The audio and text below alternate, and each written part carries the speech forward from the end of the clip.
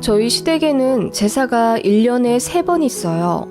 구정 제외하고 원래는 2번만 있었다고 하던데 제가 이 집에 시집 오면서 시어머니가 갑자기 제사를 1개 더 늘리셨다네요.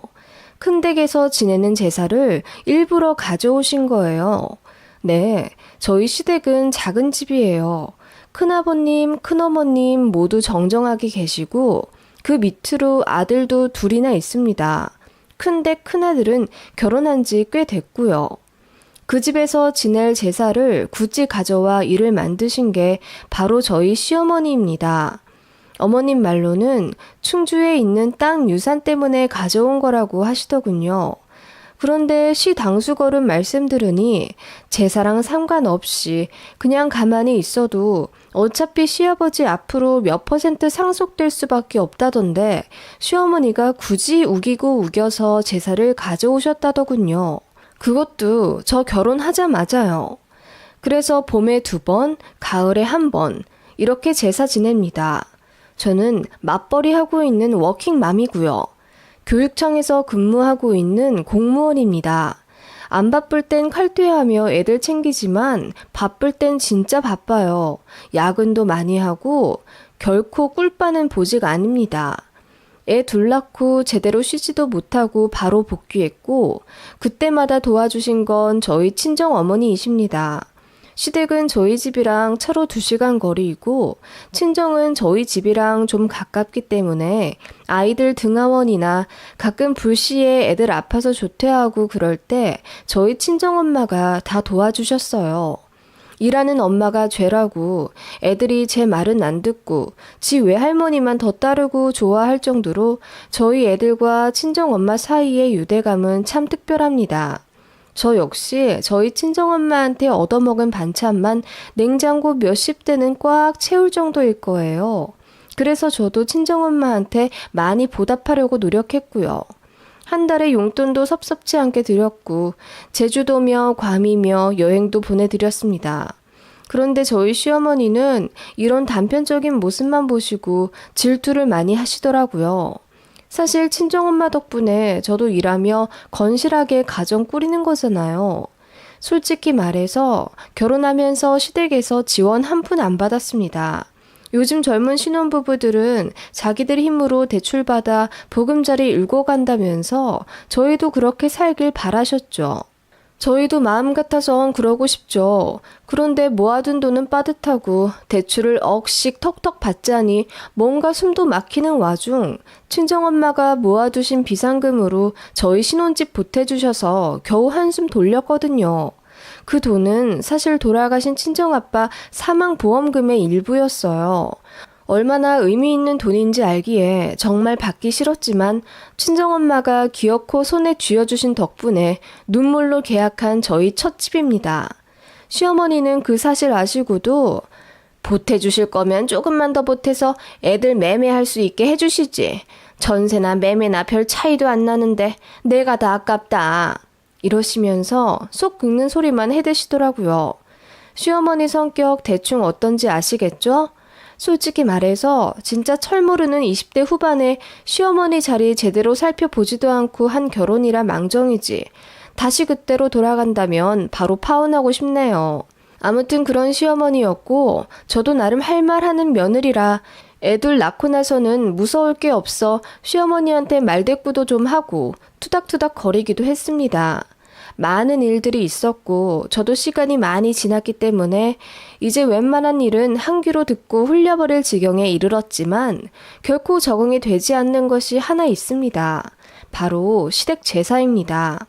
일전에 시어머니가 시댁 제사 다 끌어모아와 1년에 3번 지낸다고 썼잖아요. 네, 그 제사 무슨 일이 있어도 제가 다 참석하길 원하십니다. 제사는 거의 평일 저녁에 하시고 어머님은 제가 낮부터 시댁에 와서 음식하길 바라십니다. 저는 맞벌이라고 했잖아요. 안 그래도 애 둘 낳고 책상 지키랴 승진 준비하랴 바빠 죽겠는데 시어머니는 그런 것도 아랑곳 않고 제사는 무슨 일이 있어도 꼭 저를 부르십니다.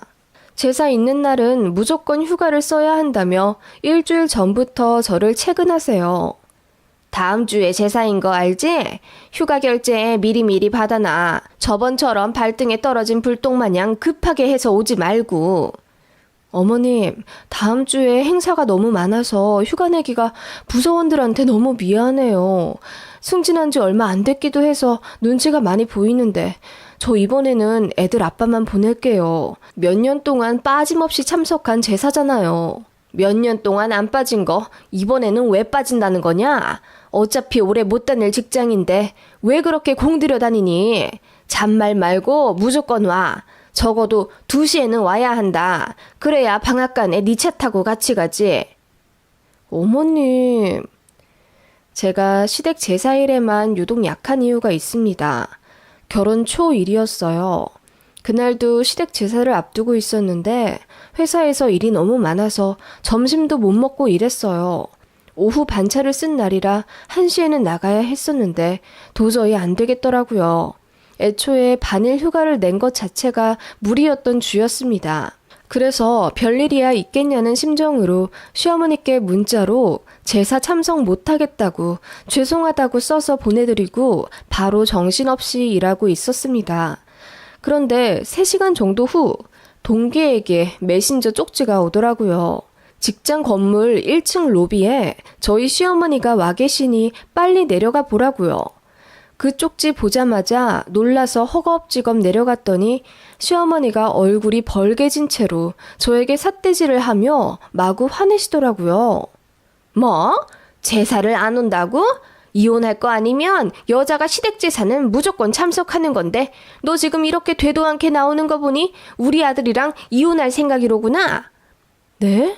어머님, 그게 무슨 말씀이세요? 저 너무 바빠서 점심도 못 먹고 이랬어요. 사정이 있잖아요. 사정은 무슨 사정? 참말 말고 와.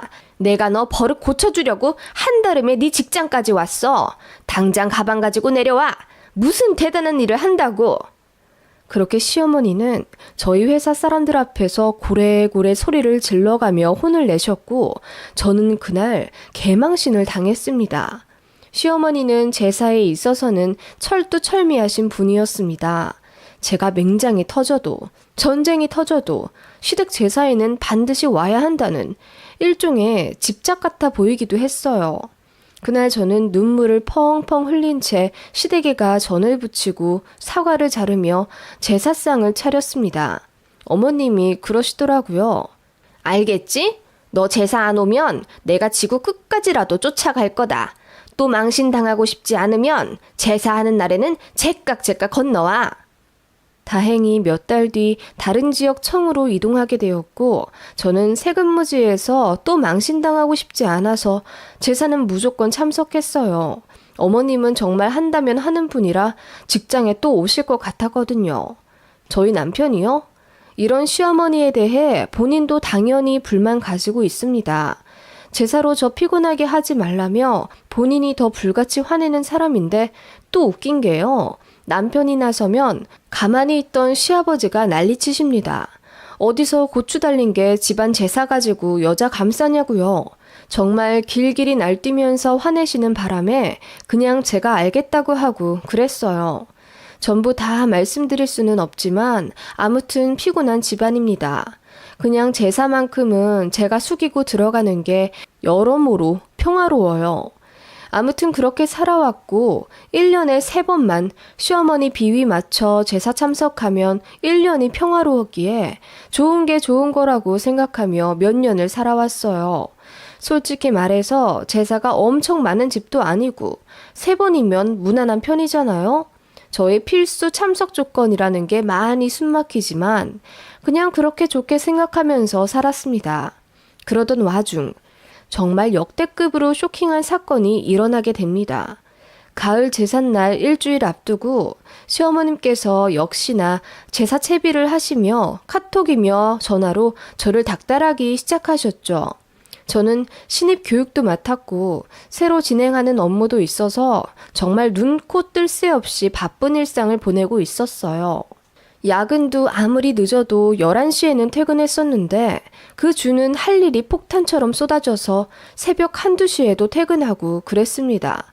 그 정도로 힘든 거 어머님도 알고 계셨고 말씀으로는 에구 그렇게 바빠서 어떡하냐. 몸 건강 챙겨가며 일해라. 라고 말씀은 하셨지만 곧 죽어도 제사 오지 말란 말씀은 안 하시더라고요. 보다 못한 남편이 이번엔 강경이 나서며 며느리 대신 본인이 가서 음식 장만하고 제사 준비하겠다고 통보했는데 역시나 시아버지가 불같이 화를 내셔서 또 제가 그냥 간다고 하고 마무리 지었어요. 그리고 제삿날 휴가 처리했고 업무에 지장 없도록 미리 일 다 해놓느라고 회사에서 점심도 걸러가며 줄 야근했습니다.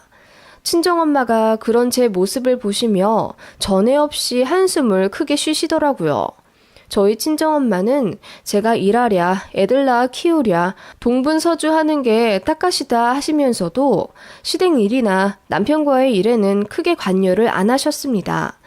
가까이 산다고 제 집처럼 관리하고 간섭하면 저 스스로 갈등을 해결하는 방법을 못 찾는다며 제가 남편이랑 싸우거나 시어머니한테 불합리하게 당하는 듯한 상황이 있어도 두 손 걷고 나서주신 적은 없으세요.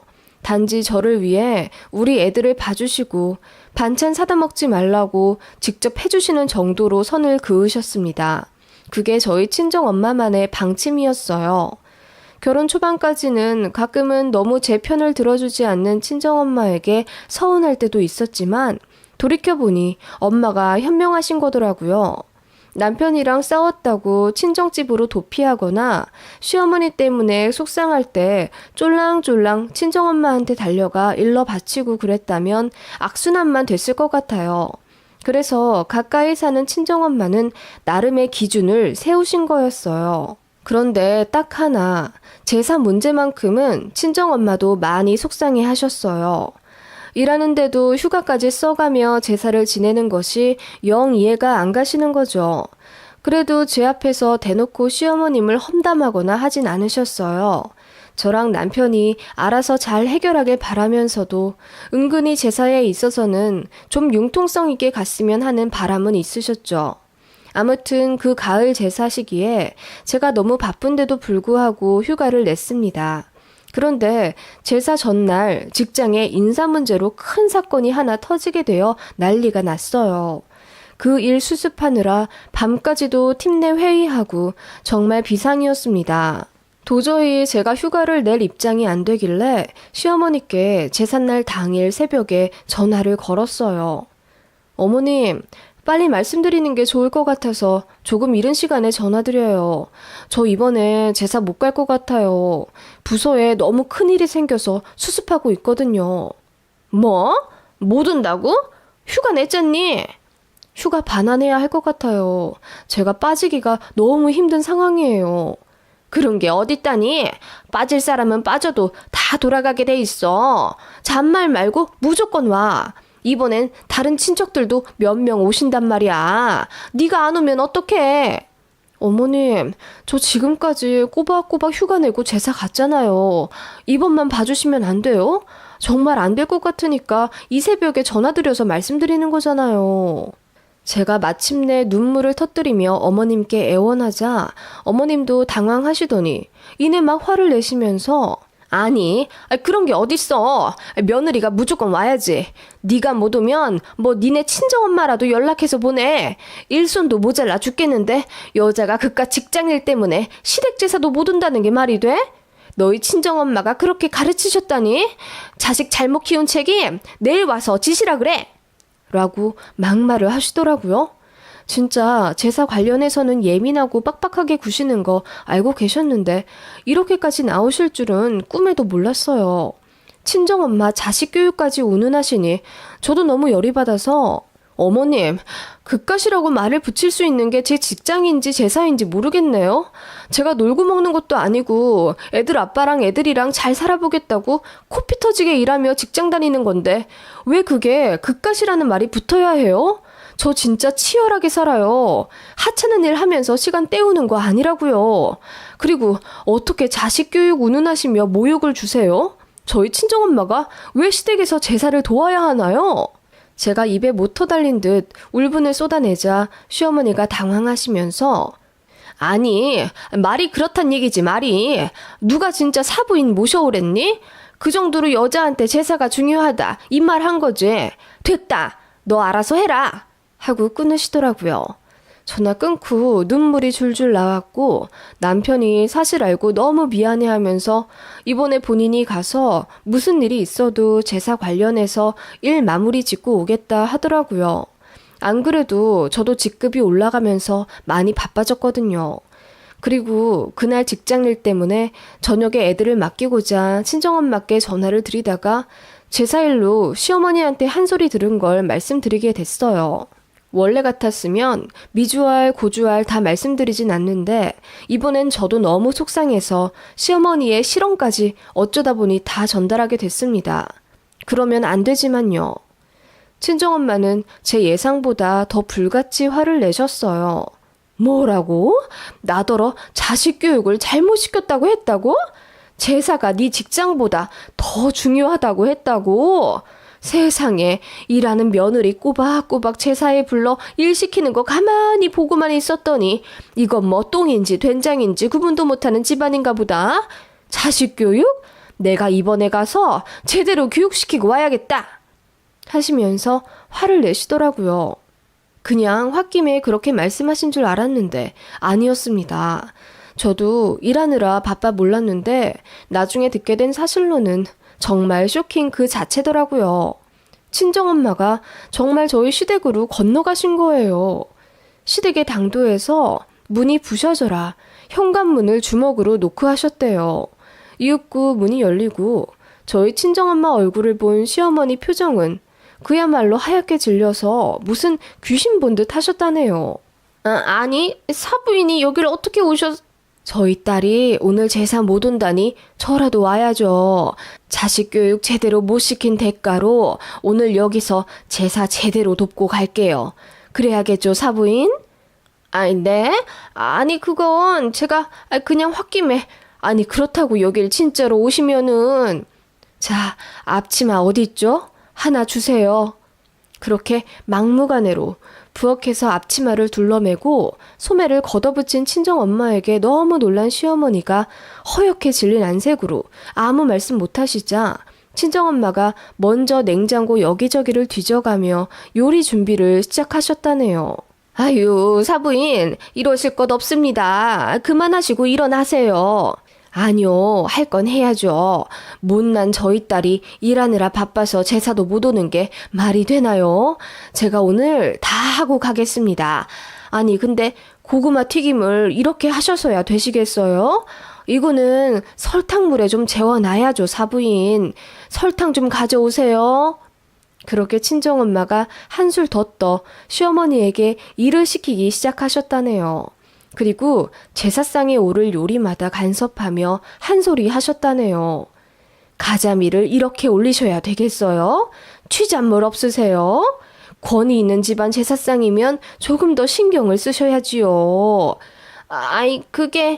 아이고, 사부인, 이것 보세요.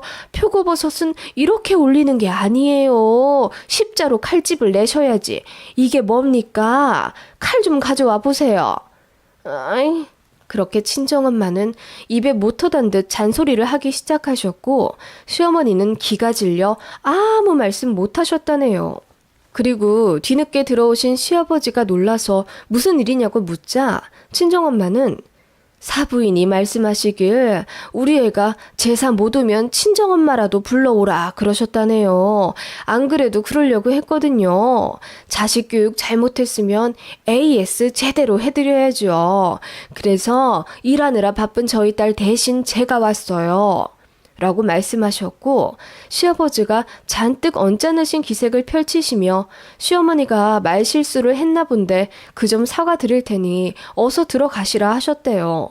그러자 친정엄마가 아니 일하는 며느리까지 꼬박꼬박 휴가 내서 부르실 정도로 중요하게 지내는 제사인데 보니까 음식 손질도 영판이네요. 제가 제사상 구도까지 제대로 잡아드리고 가야겠어요. 일단 상 좀 차려보세요. 제가 제대로 도와드리고 갈 테니 우리 사돈분들 저한테 맡기세요. 라고 천연덕스럽게 나오셨대요. 한사코 거절하며 말리는 시부모님과 오기가 가득한 친정엄마와 그야말로 불꽃 튀기는 신경전이 벌어졌고 결국 저희 엄마가 승리하셨다네요. 친정엄마는 제사 끝날 때까지 가지 않으셨고 시아버지가 제사상 상차림 하시는 거 옆에서 보면서 하나하나 다 훈수 두시며 잔소리를 하셨다네요. 아니, 약과가 왜 그 줄에 가나요? 약과는 앞에 있어야죠. 아닙니다. 저희 집은 약과 두 번째 줄에 놓습니다. 아니, 양반댁에서 제사를 너무 캐주얼하게 지내시는 거 아닙니까? 규율대로 해야죠. 그렇게 까랑까랑한 목소리로 저녁 8시까지 훈수를 두시는 친정엄마에게 질릴 대로 질려버린 시부모님은 결국 백기를 드셨고 사과를 하셨다네요. 친정엄마의 이중을 결국 파악하신 거죠. 내 딸한테 또 함부로 굴고 예의 없게 굴었다간 이 꼴 난다는 걸 손수 보여주신 친정엄마 덕분에요. 며느리 바쁜 거 압니다. 그래도 아닌 건 아니라고 생각해서 그동안 꼬박꼬박 불렀었는데 사부인이 그렇게 속상해 하셨을지 미처 생각을 못했네요. 애들 난감하지 않게 앞으로 유도리 있게 부를 테니 사부인도 이제 그만 마음 푸시고 돌아가세요. 더 얼굴은 붉히지 맙시다. 시아버지가 결국 정중하게 사과했고 친정엄마는 깔끔하게 받아들이시고 앞치마를 마침내 벗으셨대요. 이 얘기를 나중에 듣고 저는 처음엔 경악하며 들었지만 뒤로 갈수록 통쾌하더라고요. 저희 친정엄마는 언제나 말보다는 행동인 스타일이십니다. 그동안 제 편 안 들어주는 것 같은 친정엄마에게 은근히 섭섭한 게 있었는데 그날 이후로 깨끗하게 잊었어요. 엄마도 생각이 있으셨던 거란 걸 제대로 안 거죠. 그리고 그날 이후로 시부모님은 제 일을 최대한 존중해 주시려 노력하십니다. 보수적인 지역에서 나고 자란 분들이라 며느리 대하는 행동 고치기가 쉽지 않으셨을 텐데 그날 이후로 많이 조심하시더라고요. 제사는 최대한 참석하려고는 하지만 무리해선 가지 않아도 될 정도로 변했습니다. 그리고 남편이 대신 가도 시아버지가 이제 아무 말 안 하시고요. 사실 친정엄마의 행동에 어쩌면 양가 어르신들 큰 싸움이 될 뻔하기도 한 건데 이렇게 무탈이 지나간 거 보면 다행이기도 해요. 상황이 좋게 흘러가서 다행이고 손발 걷고 행동으로 상황을 정리해 주신 친정엄마에게 정말 고맙습니다. 좋은 게 좋은 거라고 그냥 참고 저를 희생하려 했던 지난날의 제가 바보 같고 많이 반성합니다. 그날 이후로 그 일은 웃지 못할 하나의 사건이 되었고 농담까지 하게 되는 정도에 이르렀답니다. 저희 친정엄마의 골 때리는 복수 어떠셨나요?